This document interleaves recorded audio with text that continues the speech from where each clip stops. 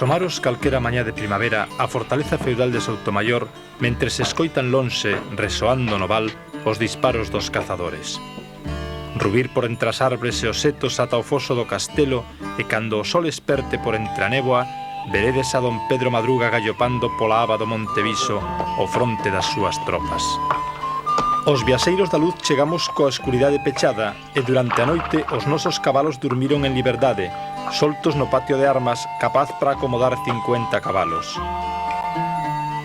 Ningún sitio mellor que este castelo do século XI, onde se xuntan as lendas, a natureza en estado puro e a historia, para lembrar as andanzas dos viaxeiros antigos, como o rei Alfonso XII, que encruzou en 3 ocasións a ponte levadiza.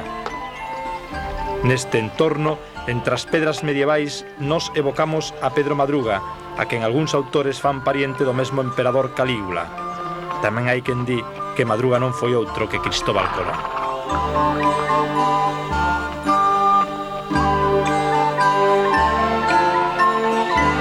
No seu tempo, Madruga foi terrible cos seus nemigos. Colleu preso o abade de San Clodio e levouno cunha ristra de allos no pescozo. A don Diego Sarmiento, outro enemigo, cortoulle a cabeza e mandou paseala no lombo dun asno. Foi un verdadeiro lobo feudal, altivo como un ave de rapiña, poderoso, fusitivo, sin recoñecer Deus nin rei.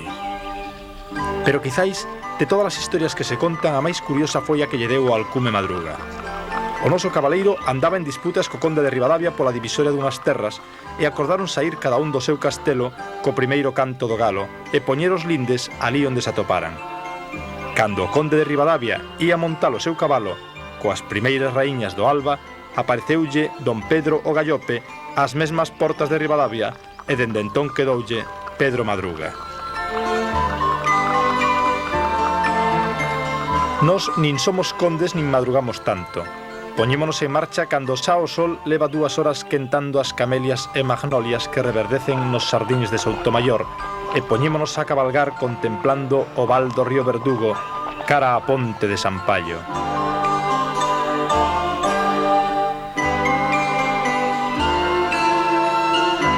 Os 10 arcos que ten a ponte foron lugar de paso obrigado durante séculos. Por riba deles pasou e os contou Frei Martín Sarmiento, camiño de Baiona. Paso o río, paso a ponte, sempre te atopo lavando. A brancura das túas mans, a auga xa está levando.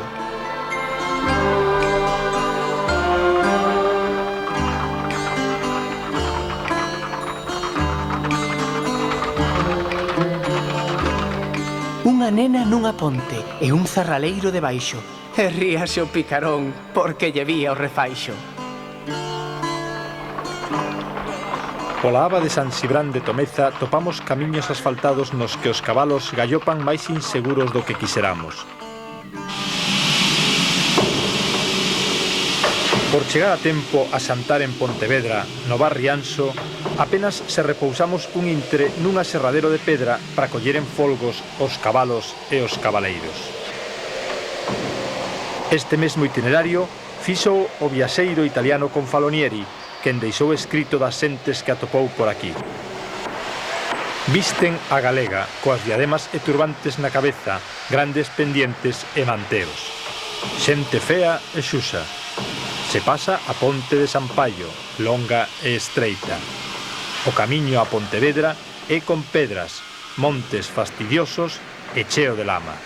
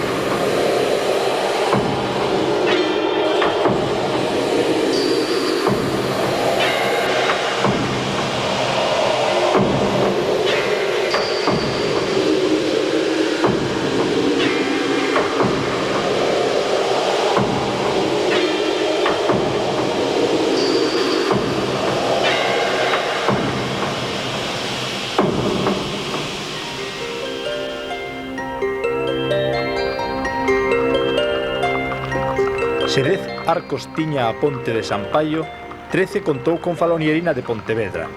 Tamén contou 4.500 casas e fálanos dun porto con moitos navíos o que chegaban os barcos dende Sevilla. Pero, sen dúbida, don Jorgito o inglés é de todos os viaxeiros antigos que pasaron por Pontevedra, que foron moitos, quen nos deixou o millor resume de como era a cidade a mediados do século pasado. Pontevedra no seu conxunto ten certamente dereito ao título de cidade magnífica. Algúns edificios públicos, especialmente os conventos, son tales que non se atopan en parte alguna. Está cercada por unha tosca muralla e érguese no final dunha enseada na que desemboca o Lérez. Dice que foi fundada polo grego Teucro.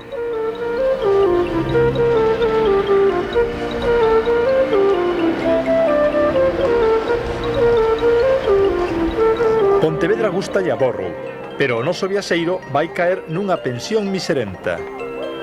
A pousada era das de clase máis ruín, e a pousadeira era unha regañona e refungona do máis intolerable. A pousadeira case bota fora a don Jorgito e o seu criado Antonio, quen tiña máis paciencia que Sócrates. Ambos os dous foron beber na fonte que dá de beber a quen pasa, a fonte da Ferreiría. O nome indica que en tempos eiquí se teñen ferrado moitos cabalos. Os nosos quedan atados aos troncos das camelias, mentres os viaxeiros tomamos un café no Carabela. Na Pontevedra a que nos chegamos xa non temos ocasión de ver unha cidade rodeada de murallas, nin un porto con barcos de Sevilla, nin os claustros magníficos do convento de Santo Domingo. De Santo Domingo quedan en pé as ruínas, das murallas algún coutro resto e a lembranza, e do porto non queda nada. Xa non hai mareantes que vayan ás sardiñas nin peirao pesqueiro. A barra do Lérez é cada ano máis estreita e cando nos chegamos están a construir pola mesma beira unha avenida que está a darlle a ría unha navallada de morte. Que diferente da cidade que describe Ambrosio de Morales no século XVI. Es un lugar muy grande y rico sobre la barra del Lériz. En San Francisco está la sepultura de Fray Juan de Navarrete, que hará 40 años que murió. La pesquería en este lugar es un gran trato, y los que la siguen han hecho una iglesia a Nuestra Señora que se llama Santa María de los Pescadores, y han gastado más de 30.000 ducados en ella, y tienen ánimo para gastar otros 20.000 que faltan para acabarla.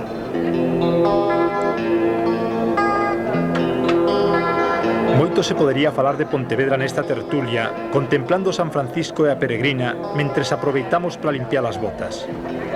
Falar das dúas pontes que deron orixe á cidade, da Feira da Cabaza, de Don Perfecto e o seu loro Rabachol, do fusilamento tráxico de Alexandre Bóveda na Caeira, das sás silenciosas do museo no que durme o gabinete do almirante Méndez Núñez, da camelia alba plena, a dama das camelias que levaba posta don Antonio de Ozola, do San Benitiño Milagreiro, o santo máis pequeniño, da Boa Vila, debusada para sempre por don Agustín Portela, do pirata Benito Soto, da escola do bello xornalismo do litoral ou do diario de Pontevedra.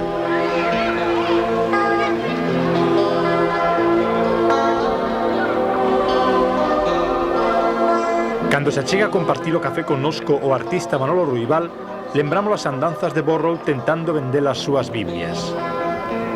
Don Jorgito fixo trato cun notario cando este se convenceu de que Borrow non viña a defender os de Vigo. Logo, foron no celebrar a unha confitería na que tomaron un selado e unha taciña de chocolate antes de seguir o paseo ata a casa do abogado don Claudio González e Zúñiga, a quen tiñan polo home máis culto de España. O encontro debeu de ser cordial e animoso. Falaron da lingua galega, dos galeóns afundidos polos ingleses na Badía de Rande e doutras moitas cousas. O remate, antes de partir, o notario regaloulle a Borrow un pequeno folleto e díxolle: fale ben de Pontevedra a onde queira que vaya. Nos partimos despois de xantar no Rianxo co escritor Víctor Freixanes, quen atopou unha dúcia de galegos inscrita no triángulo dunha circunferencia e relatou o día en que Pontevedra perdeu a gracia do mar. O marchar, lembramos as verbas de Alfonso Daniel Rodríguez Castelao, o pé do museo que garda a memoria do pontevedrés que soñou a súa patria ceibe. Eu vivín longos anos de ledicia en Pontevedra, aferrado á fermosura dos seus arredores, como a quen non pode desprenderse dos brazos mornos dunha noiva. Eu débolle a Pontevedra o mellor da miña vida, e agora padezo saudades da súa paisaxe, tristuras de non vela e esperanzas de retornar a ela. Para ensoñar mundos de absoluta felicidade, eu séntome á beira do Lérez.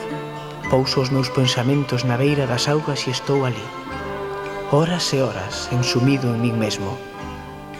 Deste xeito participo da ledicia de San Amaro cando estivo 300 anos axexando o paradiso polo buratiño dunha porta, ou como don Ero de Armenteira, que estivo 300 anos escoitando a un paxariño.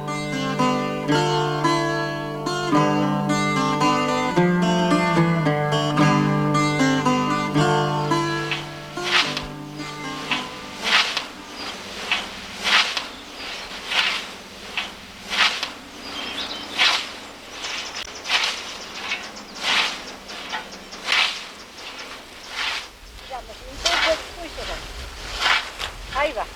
Ah, mima. A ver, ahora limpiámosla un poquinho así. Sí. Unha navalliña limpamos. Ao revés, con este. Se lle corta moito a casca, igual despois eu... Seca o que? Rompe máis fácil o... A casca é que aguanta. Sí, pero eso logo vai no que facer unha navalla. Bueno, creo que aquí chega xa, non? É como que é. É que está bom. Ai, Valentín, nunca traballaste no campo, Bueno, un pouquiño de... moito non. Bueno, pues moitas gracias. Vou levar este pau. Nada, o caso que agora eu che dar un pouco máis larga para doblar ya. Ai, pero non quero que se... Hai para facer o callado con isto. E aguanta. Pola parte de arriba. Si pensé había que cantarlo ao fuego así. Ahora había que facer a manija. Aí. Pero eso como se fai que cantalo, non? Claro que sabía Hai que que cantalo cantarlo. Pero aguantase que che Isto quentando o fuego. Sin queimalo, E se claro. pon así, se dobla, se dobla, se dobla. Hai que ir esforzando, sempre espalhado. Esforzando, despois hai que E se ata detar unha corda, se deixa aí secar. Sí, mesmo. Hombre, pero vai me dar igual a altura, non? Sí, dá sobra a altura. Ainda vas grande. La altura ben. Bueno, pues a las gracias, Nada. Vaya ben. É que é, bate luz ali. Que é, non se vende que A nosa viaxe toma o camiño das terras de Barro e Perdecanai, onde ten sona o tinto caíño. De Perdecanai, precisamente, é o noso guía Manolo Ruibal, quen agora fai as súas delicadas acuarelas entre os rabuñaceos de Nova York. Ruibal e eu subimos pola beira do río, de muiño en muiño, ata as pozas e cascadas que dan o nome ao Campo das Pozas, onde hai unha chea de piscinas naturais que teñen case 2 metros de profundidade.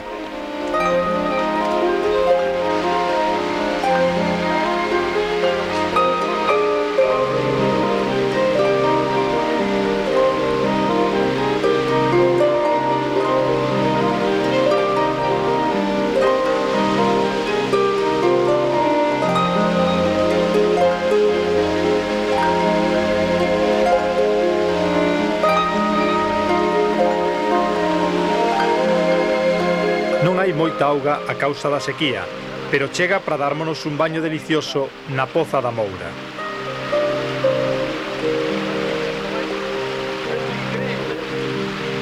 Mentres, os meus compañeiros Anxo, Xosé Carlos e Pepe Fortes están en Barro tomando unhas chiquitas de caíño e tentando averiguar como ir da Cabalo ata Arcos da Condesa, onde parece ser que vive un home que fai campás de bronce pras torres das igresas.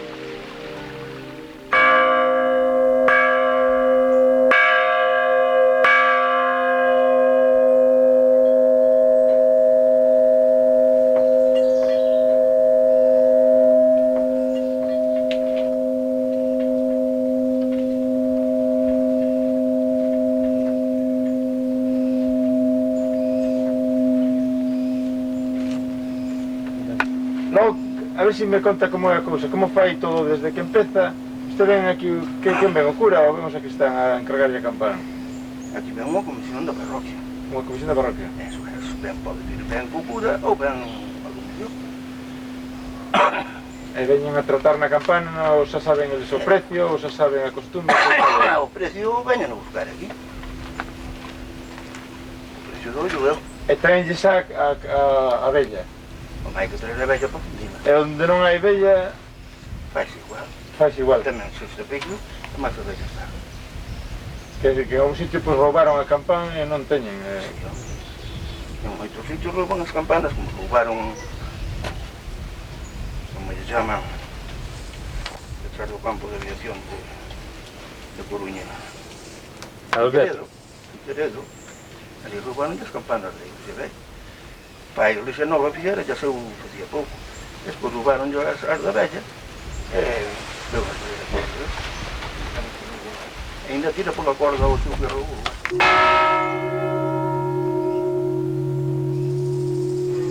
Eu, para fazer as dimensións das campanas, uso isto nada máis. É máis un compás. Eu con isto demostrei, eu quero unha campana de tanto diámetro. Sí. Dinlle o diámetro. Dime o diámetro. Ou eu quero unha campana de tantos kilos, e digo o diámetro. Ajá. Ou por kilos ou por, da igual, pedilla por peso que... Porque eu entendo algo de todo. Eu estudiei pouco, pero algo de todo entendo. Sobre isto, Ahora, digo, eu quero unha campana de 70 kilos. De 70 kilos, non sei lá. Ese é o secreto filosofal da campana, ese pau. Unha campana de 70 kilos ten 50 centímetros de diámetro. 50 centímetros de diámetro. E todo se sabe por ese pau? Hombre, eu mido unha campana de 50 centímetros de diámetro, e sei que pesa 70 kilos. A ver, pode ser déxeme máis ver ou o menos. pau. Mire ben o pau. Inventou usted? Dice usted? Non, ese xa é preventivo. É da primeira edad, logo.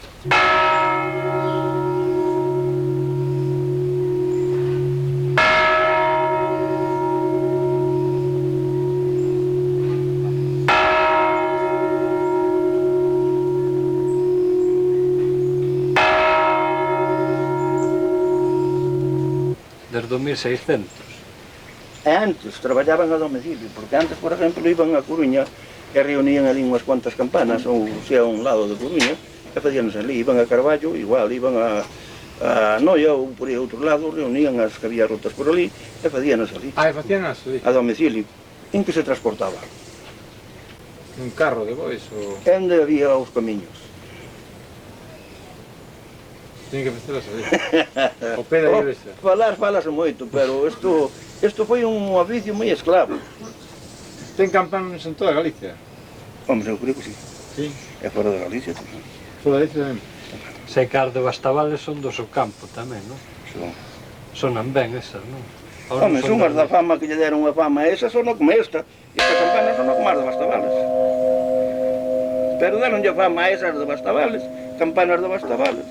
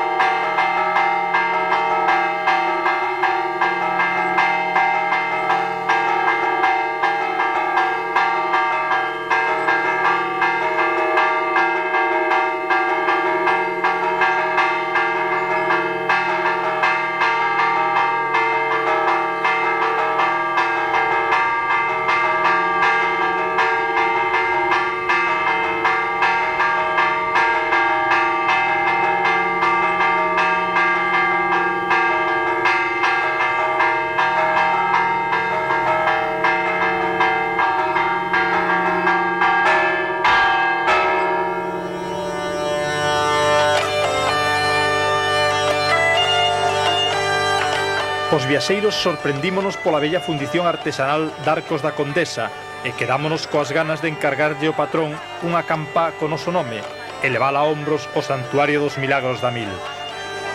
Precisamente, hoxe é o día grande dos milagros e imos a romería, pois Anso vai ofrecido por ter quedado enteiro cando caeu na carreira de cabalos de Maside.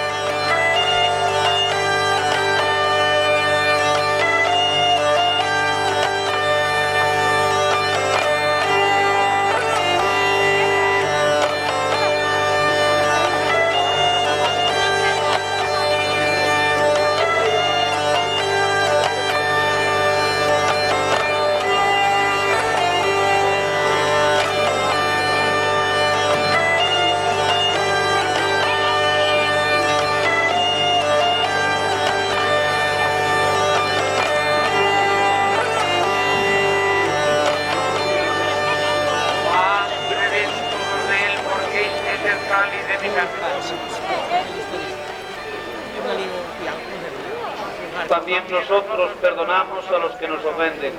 No nos dejes caer en la tentación y líbranos del mal. Amén. Líbranos, Señor, de todos los males y concédenos la paz en nuestros días. Para que, ayudados por tu misericordia y Cordero de Dios, que quitaste el pecado del mundo. ¿Por qué no cantar que miña nai esposa? Cantando ya nai na terra e cantando ya nai no ceo. Todos, todas. Miña nai tiña, como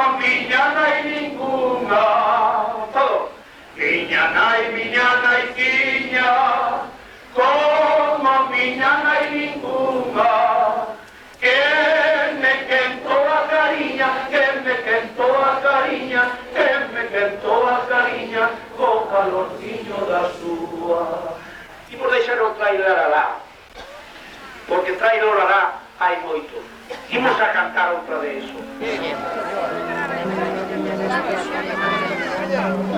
you.